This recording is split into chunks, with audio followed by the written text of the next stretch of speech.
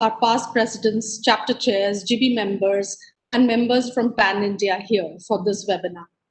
Development planning is used as a tool for shaping and accelerating our development goals. It's about coming up with well-researched and well-reasoned plans that prioritize and synchronize activities with our given limited resources.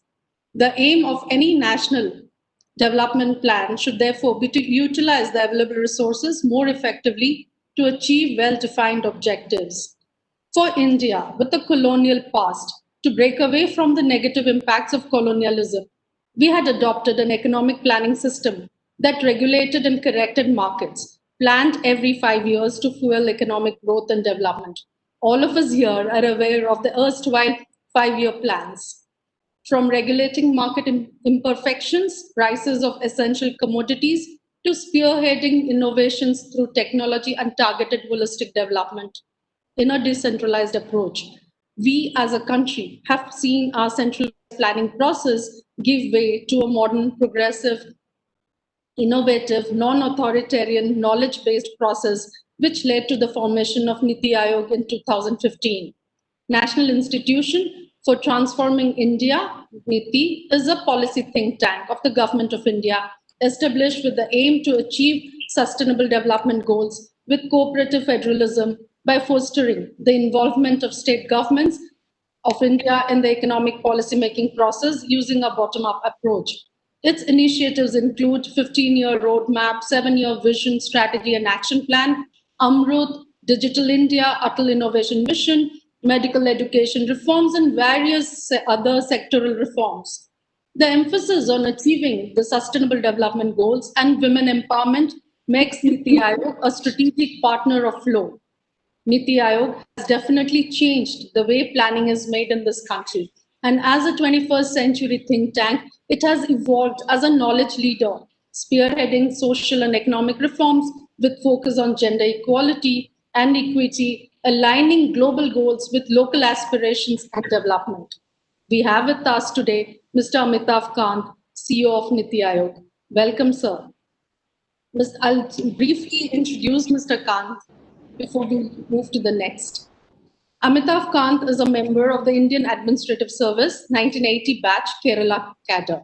He is the author of Branding India, an Incredible Story, and has been a key driver of Make in India, Startup India, Incredible India, and God's Own Country campaigns, which positioned and branded India and Kerala as leading tourism destinations.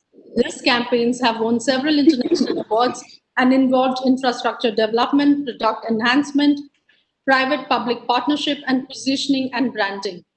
Mr. Kanth has worked as chairman and CEO Delhi Mumbai Industry Corporation, CMD ITDC, Joint Secretary Ministry of Tourism, Government of India, Secretary Tourism, Government of Kerala, Managing Director, Kerala State Industrial Development Corporation, District Collector, Kozhikode, and Managing Director, Matsya Fair. Mr. Kanth did his schooling from Modern School, Delhi, and graduation in economics from St. Stephen's Delhi University, and masters from Jawaharlal Nehru University. He's a Chevening scholar. To interact and lead the discussions, we have our FLOW National President, Jahnavi Pukon. Jahnavi is the 37th National President of FLOW and the first person from Northeast India to hold this position. Jahnavi is an entrepreneur, a co-founder of 2 National Tourism Award-winning companies, Jungle Travels India and Assam Bengal Navigation Company under JTI Group. Her companies are involved in travel and hospitality, boutique river cruising, small group specialized tours, tea and textiles, all of which empower young people's livelihoods, especially women and the communities. Jahnavi's vision is to impact lives and livelihoods of millions of women in India, and her leadership has led to multiple strategic initiatives in line with sustainable development goals, along with FLOW's 17 chapters under the umbrella of One FLOW. May I now request Jahnavi to give the welcome address. Thank you, Dharitri. A warm welcome to our very special guest on a very special subject today, Aspirational India, Role of Women Entrepreneurs in India's Transformation. For who can tell us better than Mr. Amitabh Kanth, CEO, NITI Aayog, the National Institution for Transforming India, who also created the WEP, the Women Entrepreneurship Platform, the first of its kind for the Government of India. It is my privilege to welcome you on behalf of FLOW and the 17th chapter that I represent as the 37th National President and the first from India's Northeast. I mentioned being from Northeast because I want to first acknowledge Amitabh Kanth for the man he is, not for the office he holds. My husband Ashish and I at first met Mr. Kanth in Berlin's ITB Fair, the world's largest travel fair. And the India Pavilion is one of the larger pavilions with the representation of all our states. We were the only private players in the Northeast Hall under the India Pavilion and greenhorns in the trade. Mr. Kanth was then the Joint Secretary, Minister of Tourism. He could have stayed in his rarefied space up in the first floor of the pavilion grounds, like all the other bureaucrats before him. And only the very big players of the tourism industry could go up and pay their respects. But he chose to mingle instead. And more surprisingly, he actually sought us out, the small players from the Northeast Hall. He would go up to my husband Ashish, pull him along to be photographed with him. And when some minister or the other chose to do their obligatory rounds on the pavilion, Mr. Kanth would pull us along. So he needn't have cared, but that is the greatness of the man who believed in us when no one else did. As we promoted our product and pioneered India's first long-distance river cruising in 2003. So as a Joint Secretary, Minister of Tourism from 2001 to 2007, Mr. Kanth was a key driver of the growth of Indian tourism as we see it today. Incredible India branding was his brainchild. And this marketing campaign has stood the test of time since 2002 to promote tourism into India. And before that, as Secretary of Tourism in Kerala from 1997 to 2001, Mr. Kanth had already put his state, Kerala, on the world consciousness by imaginatively building the God's Own Country brand. His book, Branding India, is a must-read for all of us to understand how, from India's under 2 million international visitors in 2001, we had about 10 plus million international tourists visiting India in 2019. And in that book, Mr. Kanth wrote about my husband Ashish as one of the emerging entrepreneurs from the Northeast. So that is the essence of the man, that he took everyone along and he celebrated their journeys too. So from then to now, when the world economy has been brought to its knees by COVID-19, the tourism and the hospitality industry is now one of the worst hit. Mr. Kanth, we know that no one knows the tourism and hospitality industry's issues better than you do. You have led the empowered group to meet the private sector on 22nd September to assess recovery, primarily in the hospitality sector, among others, this time around. So we look forward to a positive announcement of fund relief coming to our industry. And this year, taking on the mantle as the National President of FLOW, my mission was to work towards highlighting sustainable practices and sustainable livelihood for women's economic upliftment. I consider tourism to be a model of sustainable livelihood for women, and women's role in it needs to be recognized and needs to be monetized. FLOW and TIE had signed an MOU with the Ministry of Tourism last month to get women-led and community-led tourism activities around iconic monuments.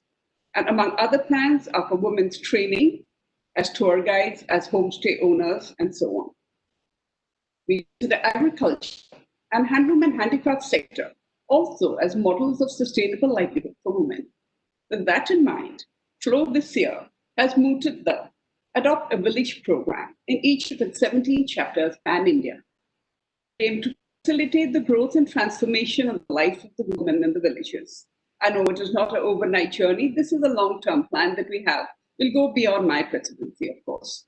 So the parameters that we are trying to achieve here is to identify it under the aspirational district, identify it under the tourism circuit, identify the handloom cluster, if possible there, identify the arts and crafts or the handicrafts cluster, if you can. So we want to create a model village, improve the status of women and children there, and provide transformational life skills. And we want to protect and conserve and raise awareness of environment and the natural resources, which is a sustainable way of living for them. So Flow also had signed an MOU with Women on Wings, our implementing partner from the Netherlands, who has been working on sustainable livelihoods with women in the grassroots since 2007. We are trying to learn from them as well. Our job in Flow, I see, is just to connect the dots. We want to share with you that Flow has also started its Adopt an ITI program this year. And through the strength of its 17 chapters, which I call One Flow, most of our chapter chairs are here today to ask you questions later. We have done our first workshop with a batch of 1,000 students online on how to build their businesses. We have more students lined up, more batches lined up, and this is a certified course which was made possible through the CSR arm of our Flow Past Presidents Foundation. We are in talks with NSDC and hope to work with them with an enthusiastic captive audience of ITI students around the country. And we want to be able to work further with them. We are also working for the Flow members, our women entrepreneurs in Flow, to onboard them on the GEM platform. And there, the GEM workshops we are planning to take to all our chapters, to onboard our members, sensitize them, and to understand the processes. Yesterday, Flow had organized an awareness meeting for women entrepreneurs of the Northeast with Nimaligarh Refinery Limited to avail the opportunities being given by the government for the 3% mandatory procurement from women-led enterprises. So our endeavor is to create economic possibilities for women at different levels and at every strata, and to equip them to be in charge of their lives and to participate in the sustainable development of our nation. So today, we look forward to hearing from you on furthering the role of women entrepreneurs in India's transformation and how we can contribute and work side by side with the government in creating a robust roadmap in this process. Thank you. I look forward to hearing from you now. Would I like to, Gayatri, before we we're going to give our memento? Yes, we'll. Okay. Before we start, we would like to present a small memento from our side as a token of our appreciation. I would request IT to please play them.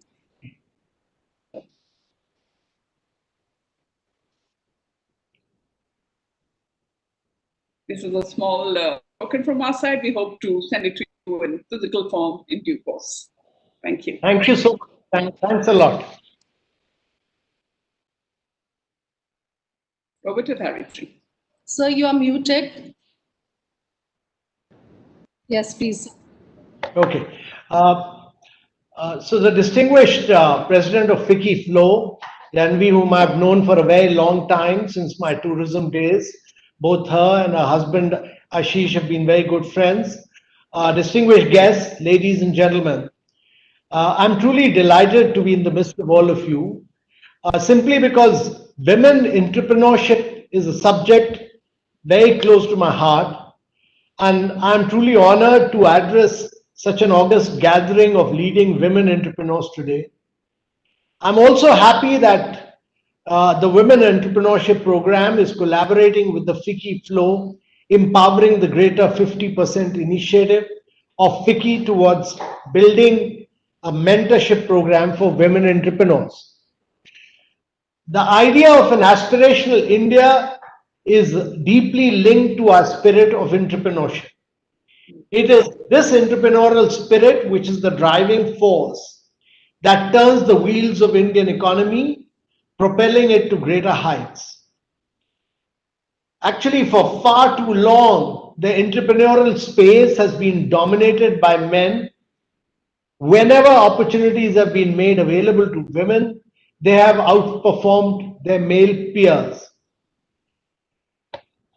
Just about a decade ago, a groundbreaking McKinsey study covering UK, France, Germany, Spain, Sweden, Norway, and BRIC countries, entitled Women Matter, found that companies with a higher proportion of women in leadership positions actually posted about 41% higher returns on equity and 56% better operating results. Another example is the Grameen Bank story from Bangladesh. When the national laureate Muhammad Yunus started the Grameen Bank in the late 70s, he discovered that the women were far more reliable when it came to repayment of microcredit loans. If you look at his latest report from just June 2020, the Grameen Bank still it has a very high recovery rate. Its recovery rate of 99.29% and 96.7% of its customers. Actually, its recovery rate is almost 100%, 99.29%. And out of this, 96.78% of Grameen Bank's customers are all women. And therefore, what he has demonstrated is that women actually always are better entrepreneurs, they are more credit worthy, and they actually repay. Men may or may not repay, but women will always repay. And therefore, they are far more reliable, far more trustworthy. If you go back a little bit, you find that in several indices, the MasterCard Index of Women Entrepreneurs, if you look at many other indexes like the Women Economic Forum Gender Gap Report, all of them actually, if you look at global benchmarks, they all indicate that there is a lot of ground which India has to cover. India's women labor force participation actually has been falling and has been about 18.6% for rural and urban India for the period 2018-19. If you go by the 6th economic census, women only constitute 13.76% of the total entrepreneurs. That is about 8.05 million out of the 58.5 million entrepreneurs in the country. But these 8.05 million enterprises provide employment for over about 13.45 million people. More than 90% of establishments run by women are reported to be micro enterprises, out of which 65% are located in rural areas. And about 1/3 of Indian women entrepreneurs work in the agriculture sector, followed by manufacturing and retail trade. My own experience of working as Secretary Rural Development in Kerala actually demonstrated that the self-help groups work much better when women are in lead. And actually, all the self-help groups of women performed remarkably well in Kerala, and actually only on account of them that the self-help groups succeeded in such a big way. This story was subsequently replicated in Andhra Pradesh and later in Odisha. In all these places, actually rural development could take place and community participation could take place because women came to the leadership. They ran the self-help groups and they brought the cohesive spirit of leadership. And they brought in a huge amount of community participation. And therefore, wherever you've seen community participation, you've seen rural development taking place, it's because of women. In a developing nation like India, women's workforce participation is closely linked with entrepreneurship. Self-employment and small and micro business contribute significantly to job creation. Evidence actually shows that women-led enterprises have a tendency to hire more women, and hence female entrepreneurship creates a huge multiplier impact in generating an employment in the wider community. The McKinsey Gender Parity Report of 2018 noted that if India is able to address the gender inequality, we could add over $770 billion to the GDP, or about 18% more than its business as usual scenario.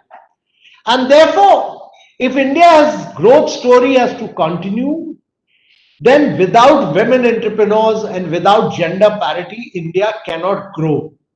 And it's more than clear that actually India's businesses cannot grow without women entrepreneurs, because if India is to add regularly on a constant basis to India's GDP, women entrepreneurship has to be the critical factor, and therefore we must ensure that there is no gender inequality in this sector.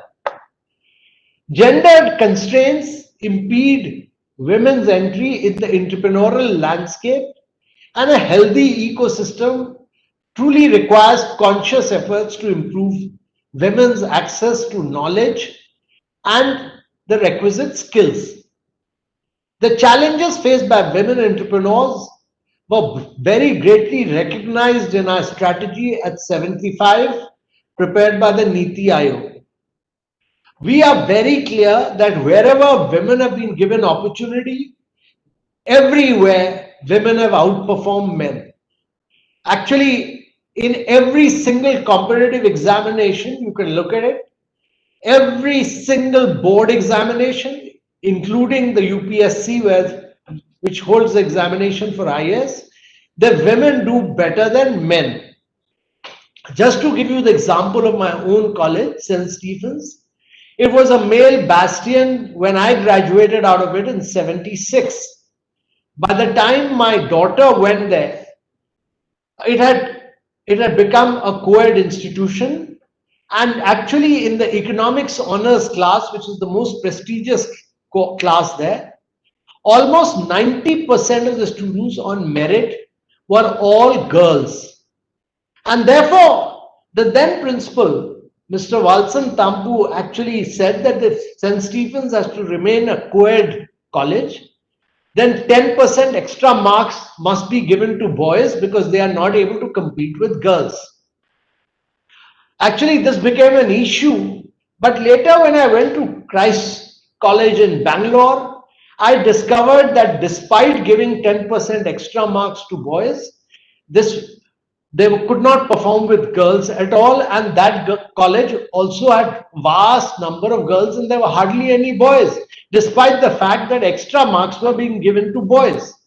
And therefore, girls have always done better than boys. And therefore, the government of India actually is aware that there are many, many challenges and we have to ensure that there is gender equality. And we have tried to address through programs such as the Prime Minister's Employment Generation Program, Entrepreneurship and Skill Development Program, Stand Up India and Mahila e-Heart to promote entrepreneurial activities among women. But there is more that needs to be done. Within NITI Aayog, we realize the challenges being faced by women entrepreneurs. And therefore, NITI Aayog conceived a flagship initiative, the Women Entrepreneurship Platform, to catalyze the entrepreneurial ecosystem for women entrepreneurs and to address the information asymmetry that is so prevalent. And this digital platform follows clearly defined objectives to fulfill the vision with which it was developed. It enables collaboration amongst peers, partners, and industry players. It addresses information asymmetry through a dynamic knowledge portal, offers capacity building programs to enable scalability and sustainability, and it creates role models by recognizing exceptional women changemakers across India. It is envisioned to be an aggregator platform that brings partners together to provide information and services to women entrepreneurs in the areas of funding and financial assistance, taxation and compliance support, entrepreneurial skilling and mentorship, incubation and acceleration connects, community and networking, marketing assistance. Today, actually, Women Entrepreneurship Platform has over 16,000 plus users on its portal, and 30 plus are partners who help create a community and better informed ecosystem.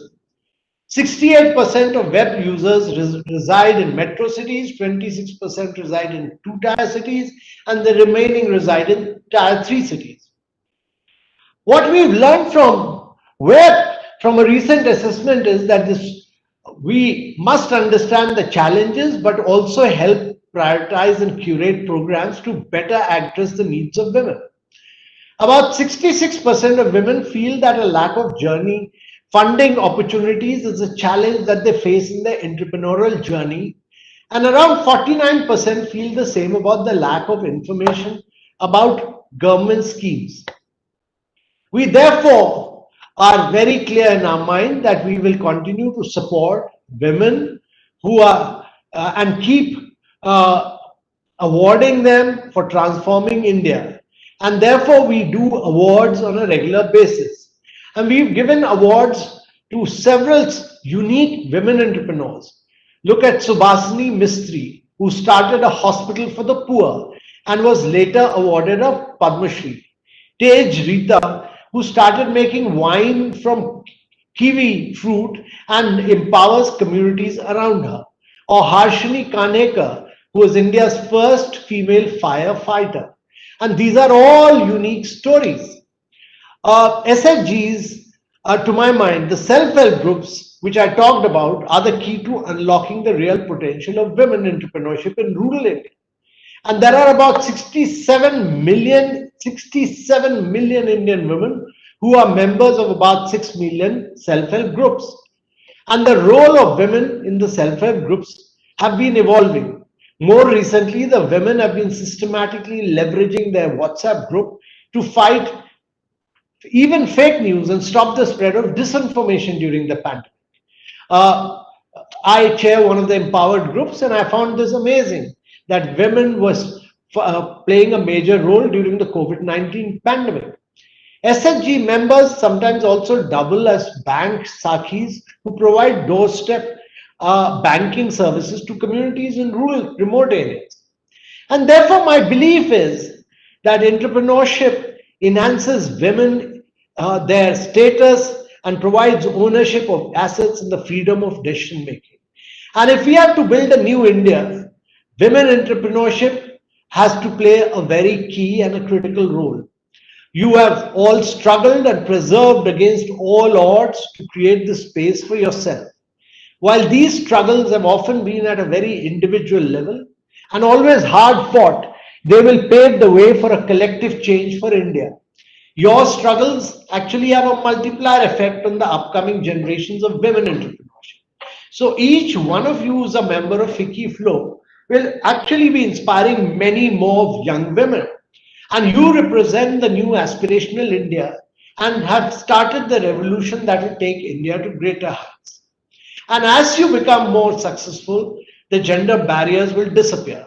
So I'm quite sure that we need to work in close partnership with all of you and assist and support you in ensuring that actually we transform India through women. And it's not possible to transform India without women. So my belief is that all of you will be the key agents of change, and all of you will be the drivers of very major transformation in India. And therefore, it's a real pleasure and a delight for me to address all of you today. Thank you very much, ladies. Thank you very much, sir. Very inspiring. And of course, we've all struggled. We're struggling at our individual levels and at multiple levels. And we do expect the policymakers, the government to come up with more pro-women entrepreneur policies. You know, there are still a lot of bottlenecks and we're still struggling with them. And I hope we'll definitely get in touch with you to come up with the issues. And we'll have a roundtable now. So we'll start with a question I would like to put. It's a more general question. So when NITI Aayog as a policy think tank came up, we all expected it to replace the Planning Commission. You know, that was the general view. And we were expecting it would plan and have the powers it had, the Planning Commission had in regards to fund allocation to states and authority over states. But it emerged over the last 5 years. You have shaped NITI Aayog as a knowledge center, as a think tank. And you've come up with excellent ideas of aspirational districts, aspirational blocks now, and so many different things. But it's as we all know, it doesn't impose anything on the states. Does it hinder your functioning or scaling up of your plans because you do not have that authority that the Planning Commission had? No, I think it's the institution has greatly evolved. It uses the power of the mind and the brains, and actually, it's the power of idea is much more greater than the power of just providing funds. And therefore, my view, the age of putting controls on states is over. You have to allow them to fly. In a federal polity where there's so many states, we are bigger than 24 countries of Europe, and therefore allow every state to grow and prosper. They should all, they're all elected governments, and therefore superimposing something is not good. But what is necessary is that we should start making them compete with each other. So we believe in the power of cooperative and competitive federalism. We rank them in several areas. Just to give you examples, we rank them in health, in education, in ease of doing business.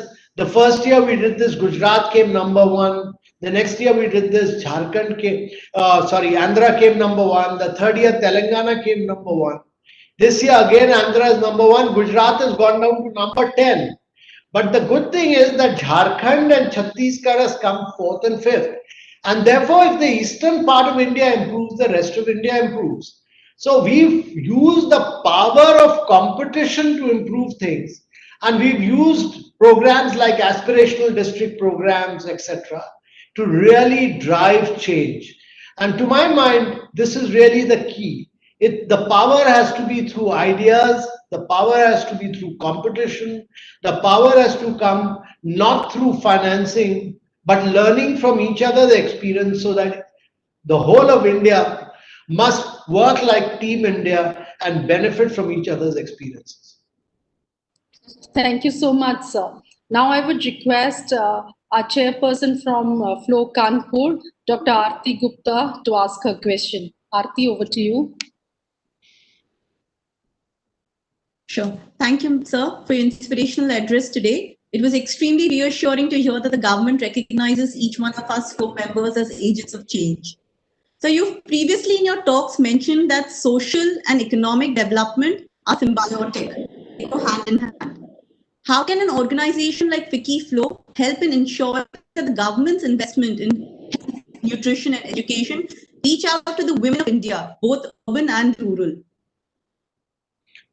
So thank you. That's a very good question. And you know, I've been a long-term believer that it's not possible for India to grow at high rates on a sustained basis for a long period of time without making a massive transformation in nutrition, health, and education. And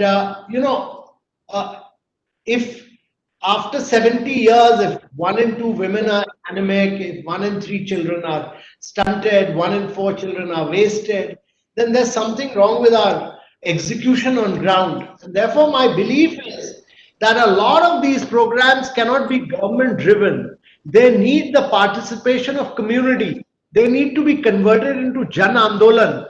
And therefore, without community support, it's not possible for government officials to run them. That's my experience. So wherever I've worked, in Kerala, in Government of India, I've always worked with community and I've always worked with civil society organizations. Even in aspirational district programs, I've used the power of civil society organizations. And therefore, my suggestion is that all of you must get involved in nutritional programs, get involved in improving learning outcomes. I mean, what is happening in education is that some students do well, but others, the average learning outcomes are very poor. That means we are passing students year after year after year. But you discover that in the 8th class, almost 60% are not able to understand their mother tongue of class 2. And this is really shocking. Therefore, all this shows that there is a need for looking at programs where there is a greater involvement of women. And actually, I've been a believer that all these programs that we run in nutrition, we should just give direct benefit transfer to the mother rather than anything, because the mother is the best person who will take care of the child. And therefore, my view is that all of you, particularly FICCI Flow, must play a very active role in every city where all of you are involved in all these programs, whether it be health outcomes, whether it be education outcome, or whether it be nutritional program. And when India improves in these areas, we will be able to sustain our growth for a long period of time. Great. Absolutely. Thank you, sir. Thank you so much.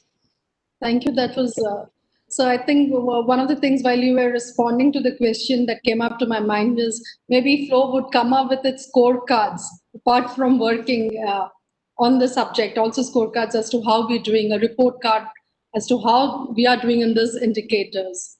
I will now request Ms. Usha Rani Mane from Flow Hyderabad. She's our chapter chair, to ask her next question. Good evening, Amitabh ji. Hi, how are you? I'm good. How are you? Despite enough and more evidence of women-led companies, and even countries are doing so well, women entrepreneurship continues to be synonymous with small businesses or solopreneurships. How long do you think it will be before this narrative changes? So, my view is one is that, earlier we had this definition of MSME, which kept micro as micro. Micro was never becoming medium, and medium was not becoming small. A radical reform is now being carried out in the government in the definition of MSME, and actually the size scale of all of them have been increased. So my view is that many women entrepreneurs will go bigger and bigger. And secondly, it's not that women entrepreneurs are only in SME. You will have a lot of great women entrepreneurs. I mean, look across the sectors. You have some very, very outstanding women entrepreneurs in all areas. I mean, look at Anu Aga, look at Kiran Mazumdar. So many of them are all doing chairperson of CRISIL, or so many of them doing outstanding work. So I think there the ambition to go big and bigger. That ambition must be driven by the women, and only then will we have big women entrepreneurs. Yes, sir. Thank you. I mean, not only across agriculture and industrial sectors, I think we should make sure that women have a role in governance, education, and health sector services too. Yeah. No, women in government are doing very well. Your finance minister is a woman, your, textile minister and child development minister, they're all doing very well. They're all leading the country. Yeah. Thank you. Thank you so much, sir. We would need more women. Yes, mainstream. More women in the parliament. In mainstream women. Yeah. After all, we are half of the population. So the next question is by Malu Natarajan, our chairperson from Flow Mumbai. Malu, over to you. Thank you. Good evening, Mr. Kanth. And besides more women, I think we also need more men like Mr. Kanth to help us take women entrepreneurship forward. Also proud to share with you, Mr. Kanth, that we are working with your team in Mumbai, the Atal Innovation Mission, Mr. Ramanan, and we are trying to sign an SOU with them to use and collaborate with your women entrepreneurship platform, and also building youth for the future. My question is more from a technical perspective. You had mentioned that artificial intelligence is going to be the biggest disruptor for our lives. And I guess it is the way forward. But on the other hand, there is a huge concern about data privacy. So how do we address that? Because there are a few startups where I'm mentoring them, and this is one concern that they all have, saying, how do we work around this issue today? So first of all, good that you are working with Atal Innovation Mission, because we put up about over 6,000 tinkering labs at school level, and we are providing artificial intelligence, robots, 3D printing, all this at the school level. We are trying to transform the minds of young children from class 6 onwards. We have also we support a lot of incubation centers. But let me tell you that my belief is that, India is throwing up a lot of data because we are the only country which has over 1 billion mobile, and our data costs are the lowest in the world. We are 1/20th the cost of United States and 1/10th the cost of UK. And therefore, we throw up a lot of data. And the Silicon Valley is very innovative, but they keep doing innovation for driverless cars, etc. I don't think that is the requirement for a country like India. India requires better nutrition, better education, better learning outcomes. How do we convert waste into energy? How do we support our farmers based on real time, looking at weather and soil conditions? How do we guide them? Now, all this is a function of good data, our ability to analyze data. The power of data is enormous, and data computing has increased enormously, and algorithms have become very, very powerful. And therefore, AI will be the most powerful instrument in the coming years. And India must use technology to leapfrog. And this is really the key to my mind. As far as privacy of data is concerned, this has been studied by several committees, and a new data privacy bill has already been moved. It's pending approval of the parliament. But once that is done, then I don't think anybody needs to worry about data, because the data will then belong to the individual, each individual. And actually, India is very data rich. We need to move from becoming data rich to data intelligent. And what will happen as a consequence of this, when data gets annotated, imagine the power of it. India may not be rich, but each one of us, on account of data, will become very rich in the days to come. India will become a very wealthy nation on account of the wealth of its data. And all of you who own data, your own data, you'll be able to price that data and become wealthy people. You may be very wealthy right now, but other people, many other people who can use their data will actually become very, very wealthy in due course. And therefore, I don't think we need to worry too much about. The government is taking about the privacy aspect, but artificial intelligence will be a very powerful tool, and each one of us actually must master that and employ it in whatever area we are working, and that will help us to technologically leapfrog. Yeah, thank you so much. Now I would request our floor chairperson Lucknow, Pooja Garg, to ask her question. Please unmute yourself. You're muted.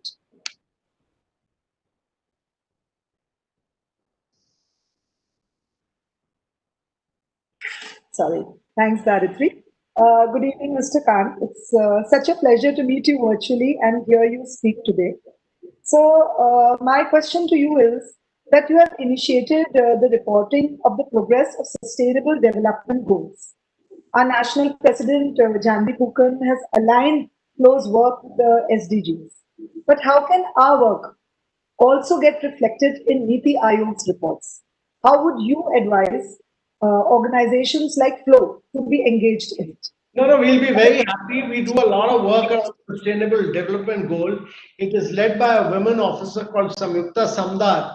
I'll ask her to get in touch with Janvi, and all of you can work together with her. And the work of FICCI FLOW, we'll definitely recognize that work as far as Sustainable Development Goals are concerned. So we do a lot of work around that, and we'll be very happy to partner you in that. Thank you, sir. We look forward to working together. No, that will be very good. So I would now request our President Janvi Pukan to ask a question. Well, I really was, there's so many things to discuss with Mr. Kanth always, and you're such an authority on so many things.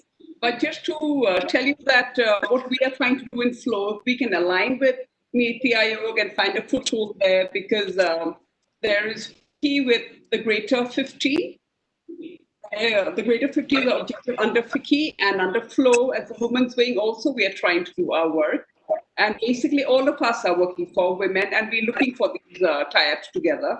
Just wanted to mention here that on the mentorship front, we have this national mentorship cell, and our tremendous human capital that we have in FLOW is making it really go ahead, and we've tied up with a lot of good organizations of that, as well as the National Incubation Cell, which we are also working with UN Women. So we're looking for more linkages, and we'll reach out to you for more help on this. And we are anxious to be able to do the linkages and take this trajectory forward. No, sure. Actually, we support a lot of tinkering labs which are in women's schools. We need very good mentors, because children require mentoring and teachers are not available all the time. So people with science and technology aptitude who can mentor children there will be of great help. We support several international centers which are all women, for instance, Banasthali Vidyapeeth and so on. And if we can have some, your FICCI Flow president from Rajasthan who can assist us and guide us on that, we'll be very happy. So there are a lot of opportunities. Similarly, on the sustainable development goals which we talked about, all these are areas where we'll be very, very happy to partner you, work with you, and take this partnership forward. Okay, excellent. We will take it up with you. Thank you, sir. So we've got our past presidents also here, and I saw Namita ma'am wanting to ask a question. Namita Gautamji. Good evening, sir. It was lovely hearing you. So my question is that you also said that lack of information at the grassroots level. And I read your article yesterday in Times of India where about agriculture also it is the same thing, that delivery at the doorstep. So I think that is the biggest problem that we have, or the biggest issue that we have to tackle. So what does, one is that, and the other is the quality. These are two, I think, very, these are, I must say, I don't know what to say. I don't want to be negative, but these are the issues that we have to tackle. So what is NITI Aayog's suggestion would be for that? Because at the root level and at rural level, the situation is really bad in certain states. I would say not in all, but in northern states, it's quite bad. No, you're very right. So that's why, I keep stressing that execution is the key in India. We make very good policy, but our execution is very poor. Number two, what I had stressed in response to the question earlier asked was that, unless we don't improve on nutrition, education, and health, which are really the key, you will not have very strong women leaders. And actually, many of these programs at grassroots level will get better implemented if you are able to provide women leadership on ground. And therefore, my belief is that our focus of our growth actually, has to be education, health, and nutrition. If we are able to transform India in these social sectors, India will grow for the next 5 decades automatically. And there'll be a much greater level of women participation in the labor force. This is really the key to the whole thing. But this requires a lot of political will at the state level. We must understand that we are a federal polity. Everything cannot be done by the center. The states have to play a very critical role. Particularly states of the northern and the eastern part of India have to play a very major and a critical role. Thank you, sir. Thank you. Yeah. Also, we've been getting a few questions from the audience, but I'm not sure. I was told that we should end our webinar by 6. So actually, I have another meeting at 6 o'clock. So we will end the meeting. So while you've been focusing on the basic things like nutrition, health, and education, what we've also found is that we do not have the access to those resources. So we've not been investing on primary healthcare, primary education, and that's very, very important. Very few states have focused their budgets. If you see the state budgets, very less is being allocated to these sectors. So unless, like you mentioned, we have the political will and we implement the policies and we have the right budgetary allocations, it will be very, very difficult. But now, the central government has brought in some very major schemes. The PMJY as part of Ayushman Bharat, 150,000 primary health and wellness centers. Insuring 500 million people, which is the biggest health insurance scheme in the world. These are very major schemes, and the new education policy. So I have a feeling that we're taking the right policy measures and allocating the right resources, which will transform India in the years to come. Thank you, sir. Now I would request our President, Janhavi Pukon, to give a vote of thanks. Actually, no formal vote of thanks is required. Not with you, really. I know, Mr. Kant, but just a little word of thanks to you. Let me just wanted to say that Sri Narendra Modi had said that the idea of India is an idea of opportunity and aspiration. And he'd also said that now simple and ordinary will not work. Our policies, our processes, our products, everything should be the best. And you, Mr. Kant, had said, and I must quote you here, is when you spoke about that it is not the strongest of the species that survives, nor the most intelligent. It is the one that is most adaptable to change. And we know with you at the helm in NITI Aayog, we are all being ably led, and we look forward to working together as a business chamber and as individual women leaders. We understand that we need to be aggregators in the process of building an aspirational India. So thank you very much, Mr. Amitabh Kanth, for giving us your valuable time and your inputs. And it's left a lot of things for us to work on and work towards. I want to thank Director Patnaik for moderating the session today. And I want to thank all of you, all of us at Flow, for being here today to talk to you. Thank you very much. Thank you. Thank you so much. Great pleasure. Lovely being with you.